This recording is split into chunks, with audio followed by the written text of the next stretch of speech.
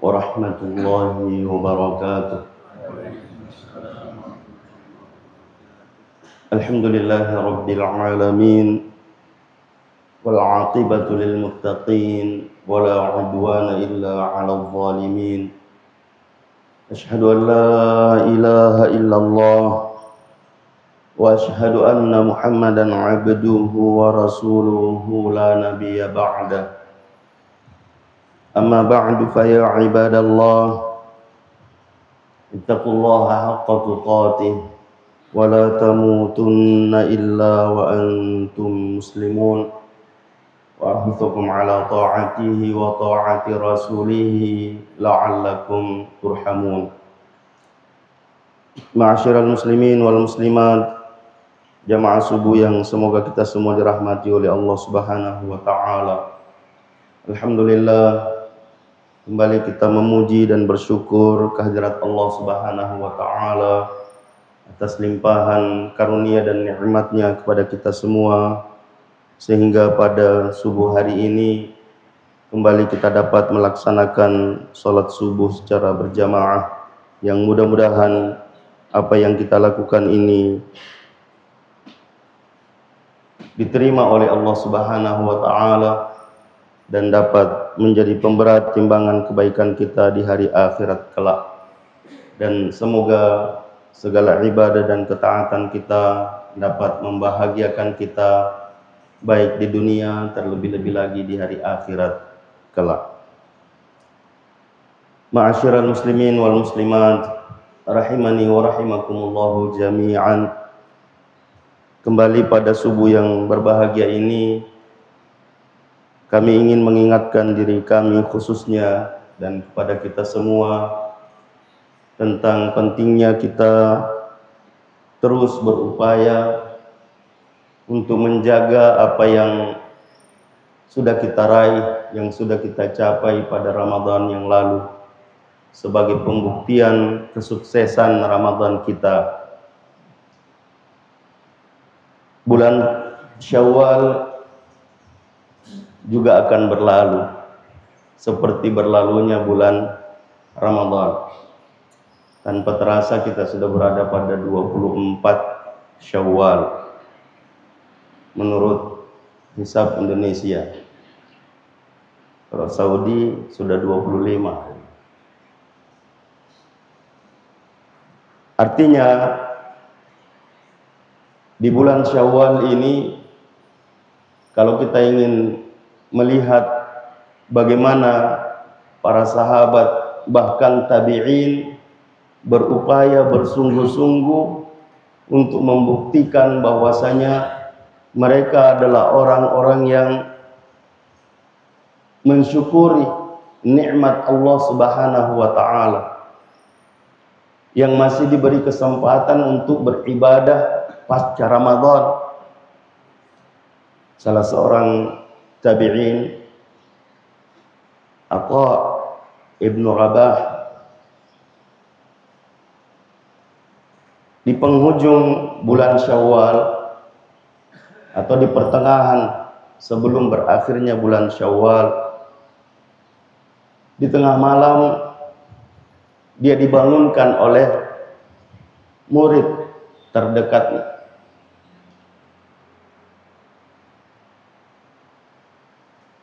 Qasim bin Muhammad.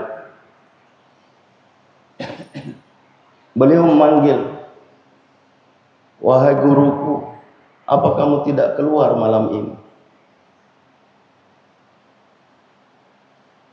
Malam ini adalah malam-malam terakhir dari bulan Syawal. Beliau menjawab dari dalam rumahnya dengan mengatakan, "Justru karena ini adalah malam-malam terakhir dari bulan Syawal, maka saya ingin mengurangi ucapan dialog saya dengan sesama manusia. Saya ingin membanyakkan dialog saya dengan Allah Subhanahu wa taala." Kemudian beliau diam. Setelah itu kedengaran suaranya, oleh muridnya bahwa beliau lagi sholat, dan setelah sholat dia berdoa kepada Allah Subhanahu wa ta'ala, ya Allah, jika ini adalah Syawal terakhirku, maka terimalah apa yang saya lakukan sebelum Syawal dan Syawal, dan masukkanlah aku ke dalam golongan orang yang istiqamah dalam kebaikan. Apa yang ingin kita sampaikan dari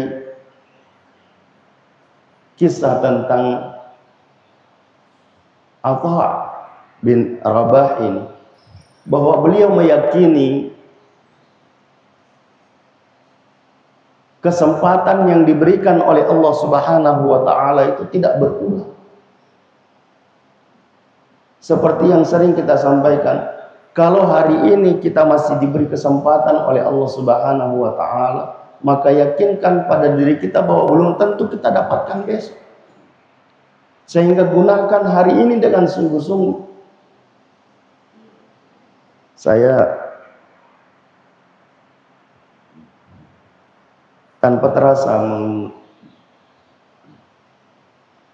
menangis, meskipun saya tidak ada hubungan sama sekali dengan almarhum. Saya tiba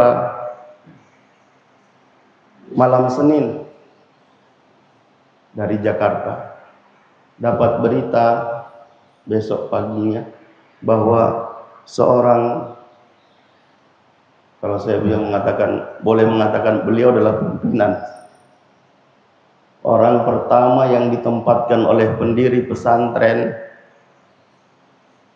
padahal baru 2 tahun tinggal di Mecoba belajar, dikirim sendirian di pesantren Darul Istiqamah Timbusan, Goa. Dan saya menjadi saksi bahwa beliau waktu itu rumah cuma 1 di areal 10 hektar di antara pepohonan hidup. Alhamdulillah dikaruniai anak 13 orang. Salah satunya dinikahi oleh Pak Marzuki. Apa yang membuat saya cemburu dan menangis? Beliau dalam kondisi sakit jantung, tapi tidak pernah meninggalkan jamaah, salat berjamaah di masjid yang kurang lebih 200 meter dari rumahnya, yang harus dia tempuh. Kalau dia berjalan harus istirahat 4 kali baru sampai. Beliau mengatakan kepada anaknya, ini penuturan anaknya, bahwa kode gagalok mantar akan jumpa, Kak. Kalau tidak ada yang mau ngantar saya jalan. Dan itu dia lakukan sampai akhir hayat. Di hari Senin dia habis sahur, sakit, uzur kalau menurut saya, puas, sudah siap ke masjid menunggu jemputan anaknya yang bonceng motor. Anaknya yang 1 yang tadi malam mengusap-usap karena memang kelihatan. Dia mengatakan kepada anaknya, barusannya enak tidurku ini malam. Ternyata malam terakhir setelah sahur dia bersiap untuk ke masjid. Anaknya yang tadi malam urut-urut bapaknya masuk untuk bersiap. Tiba-tiba ibunya berteriak, bapak tersungkur di teras, dibangunkan, cuma isap sekali. Itulah jalan hidup. Kesungguhannya untuk menjaga puasa Senin Kamis yang sudah menyelesaikan puasa Syawal luar biasa. Sehingga Ustadz Arif yang malam itu tiba di Sinjai jam 12 malam, besok jam 6 kembali. dengan mengatakan bahwa beliau adalah orang baik, husnul khatimah.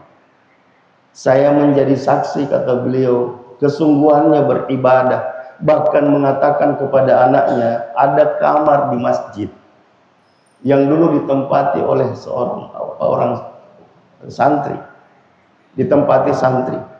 Beliau mengatakan sekarang sudah tidak ada santri di situ.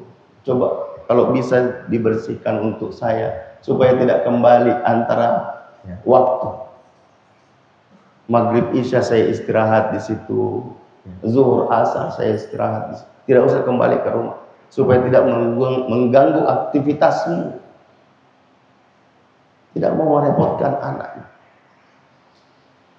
Sekali lagi jamaah sekalian, apa yang disebutkan oleh Atha bin Rabah kepada muridnya bahwa karena ini adalah malam-malam terakhir, dan dalam doanya kepada Allah Subhanahu wa taala dia juga menyebutkan bahwa Syawal tidak lama lagi akan berlalu, dan beliau mengatakan kalau ini adalah Syawal terakhir, maka terimalah amal ibadahku di bulan sebelum bulan Syawal dan di bulan Syawal ini, dan jadikanlah aku, masukkanlah aku dalam golongan orang-orang yang istiqamah dalam kebaikan.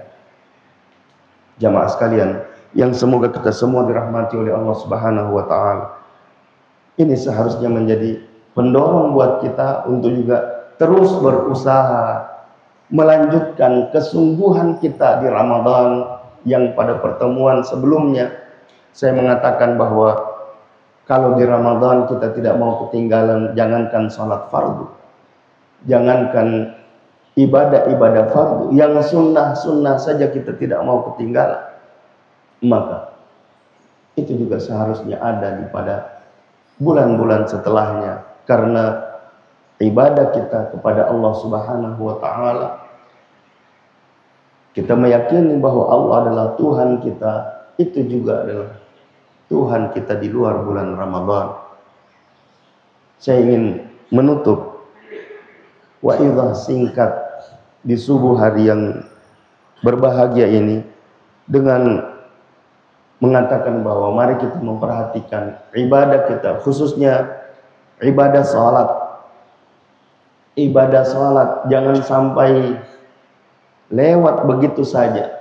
Kita mungkin bersungguh-sungguh menjaga ibadah kita, tapi kita tidak pernah melihat bahwa di dalam sholat itu ada 3 hal yang perlu kita perhatikan. Yang pertama gerakan, yang kedua ucapan, yang ketiga perhatian terhadap ucapan kita dalam sholat. Maksud yang kita maksudkan adalah doa-doa, bacaan-bacaan yang kita baca di dalam sholat. Bukan sekedar kita bergerak mengucapkan Allahu Akbar, tapi yang lain masih lebih besar dari apa yang kita ucapkan. Kita merangkak ruku, membungkukkan diri seolah-olah membungkuk di hadapan Allah Subhanahu wa taala, tapi di dalam hati masih ada perasaan, kenapa sih ada ibadah yang seperti ini? Sehingga seharusnya yang kita inginkan adalah bagaimana ketika kita mengucapkan Allahu Akbar, membungkukkan diri di hadapan Allah Subhanahu wa taala, kemudian berdoa. Zikir yang paling singkat, yang paling ringan yang kita ucapkan, Subhana Rabbiyal Azim, meyakini keagungan Allah Subhanahu wa taala, maha suci Allah yang maha agung. Atau kita membaca selain mengagungkan Allah Subhanahu wa taala, memohon ampun kepada Allah Subhanahu wa taala. Subhanakallahumma rabbana wa bihamdik Allahumma ighfirli, memohon ampun kepada Allah Subhanahu wa taala dengan satu keyakinan bahwa kalau dalam salat kita, karena ada orang yang meninggal dalam keadaan salat, meninggal dalam keadaan salat, meninggal dalam keadaan ketika dia sudah membaca Subhanakallahumma rabbana wa bihamdika Allahumma ighfirli, atau mengucapkan subhana rabbiyal azim, atau mengucapkan subhana rabbiyal a'la ketika dia sujud. Atau kalau itu adalah salat kita, salat yang terakhir, semoga salat yang kita lakukan karena kita bersungguh-sungguh kepada Allah Subhanahu wa taala dan itu menjadi salat yang terakhir. Mudah-mudahan seperti apa yang disebutkan oleh Atha bin Rabah, jadikanlah ibadahku diterima oleh Allah Subhanahu wa taala dan jadikanlah aku orang yang istiqamah dalam kebaikan. Sehingga ketika kita mengingat saya salat karena Allah Subhanahu wa taala, kita melakukannya mengucapkan zikir, mengucapkan ucapan-ucapan, bergerak karena Allah Subhanahu wa taala. Kita membaca bacaan dalam salat, kita paham apa yang kita baca. Jangan seperti orang yang disebutkan oleh ulama bahwa ada orang yang salat seolah-olah berhadapan dengan Allah Subhanahu wa taala, berbicara dengan Allah Subhanahu wa taala, tapi wajahnya menghadap siapa? Padahal kalau dalam keseharian kita dengan sesama manusia, ketika kita berbicara dengannya, lalu hadapan kita kemana, wajah kita kemana, bagaimana perasaannya? Kita tidak mengukur ini dengan Allah Subhanahu wa taala. Tapi jadikanlah ini sebagai pelajaran bahwa ketika kita berbicara dengan Allah Subhanahu wa taala, posisikan dirimu adalah orang yang sungguh-sungguh berbicara dengan Allah Subhanahu wa taala. Jangan berbicara dengan sesama manusia yang marah ketika kita berbicara dengannya tapi kita menghadapkan wajah kepada yang lain. Padahal kita meyakini bahwa Allah adalah zat yang maha segalanya. Allah adalah zat yang memberikan kita nikmat, memberikan kita kehidupan, memberikan kita kesempatan untuk bisa beribadah kepadanya, yang dengannya kita akan mendapatkan balasan yang besar darinya. Jamaah sekalian, yang semoga kita semua dirahmati oleh Allah Subhanahu wa taala. Bulan Syawal ini insya Allah akan kembali sama dengan apa yang kita sebutkan bahwa Ramadan pun akan kembali, tapi kita tidak bisa meyakini bahwa ketika Ramadan dan Syawal kembali lagi kita masih ada dan kita masih bisa berbuat seperti Ramadan yang lalu dan Syawal ini. Banyak sekali contoh kasus, misalnya jamaah kita, Pak Haji Ramli,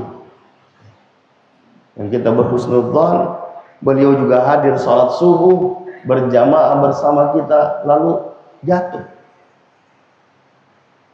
Semoga itu adalah ibadah yang terakhir yang diterima oleh Allah Subhanahu wa taala, meskipun saya mendengar dari keluarganya bahwa subuh terakhir beliau masih sholat subuh dalam kondisi yang Allah yang tahu bagaimana cara beribadah orang yang tidak sempurna, tidak bisa berdiri dan sebagainya. Sehingga ucapan-ucapan lisannya meskipun tidak bergerak lagi bibirnya karena ucapan la ilaha illallah tidak mesti menggerakkan bibir. Itulah ucapan yang ringan tapi berat bagi orang yang tidak sungguh-sungguh, yang tidak memperhatikan dan tidak sering mengulang-ulangi ucapan itu sebelum kematiannya datang. Ma'asyiral muslimin wal muslimat rahimani wa rahimakumullahu jami'an. Mari kita menutup wa'idhah kita ini dengan menundukkan mata hati dan kepala kita untuk beristighfar dan berdoa kepada Allah Subhanahu wa taala, dan beristighfar dan mendoakan orang-orang yang mendahului kita menghadap Allah Subhanahu wa taala, dan juga mendoakan orang-orang saudara-saudari kita, keluarga kita, kerabat kita, sahabat-sahabat kita yang diuji oleh Allah Subhanahu wa taala dengan penyakit. Semoga Allah Subhanahu wa taala menyembuhkannya dan mengangkat penyakitnya. Alhamdulillahirabbil alamin.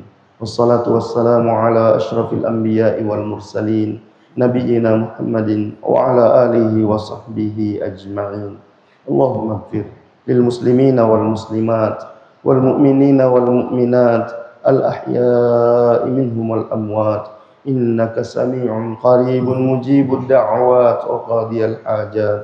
اللهم اغفر لنا ولوالدينا وارحمهم كما ربونا صغارا. اللهم اغفر لنا ولإخواننا الذين سبقونا بالإيمان ولا تجعل في قلوبنا غلا للذين آمنوا ربنا إنك رؤوف رحيم. ربنا ظلمنا أنفسنا وإن لم تغفر لنا وترحمنا لنكونن من الخاسرين. اللهم إنا نسألك رضاك والجنة ونعوذ بك من سخطك والنار. اللهم إنا ظلمنا أنفسنا ظلما كثيرا ولا يغفر الذنوب إلا أنت فاغفر لنا مغفرة من عندك وارحمنا إنك أنت الغفور الرحيم. ربنا أفرغ علينا صبرا وثبت أقدامنا وانصرنا على القوم الكافرين. اللهم إنا نسألك الهدى والتقى والعفاف والغنى. اللهم آت نفوسنا تقواها وزكها أنت خير من زكاها أنت وليها ومولاها. اللهم اشف مرضانا اللهم اشف مرضانا اللهم ارحم موتانا اللهم اشف مرضانا وارحم موتانا. اللهم اغفر لنا ولهم يا غفار يا تواب يا عزيز يا رحمن يا رحيم يا أرحم الراحمين يا ذا الجلال والإكرام. ربنا آتنا في الدنيا حسنة وفي الآخرة حسنة وقنا عذاب النار. ربنا تقبل منا إنك أنت السميع العليم وتب علينا إنك أنت التواب الرحيم. وصلى الله وسلم على نبينا محمد وعلى آله وصحبه أجمعين. سبحان ربك رب العزة عما يصفون وسلام على المرسلين والحمد لله رب العالمين. سبحانك اللهم وبحمدك أشهد أن لا إله إلا أنت أستغفرك وأتوب إليك. هدانا الله وإياكم أجمعين. والسلام عليكم ورحمة الله وبركاته.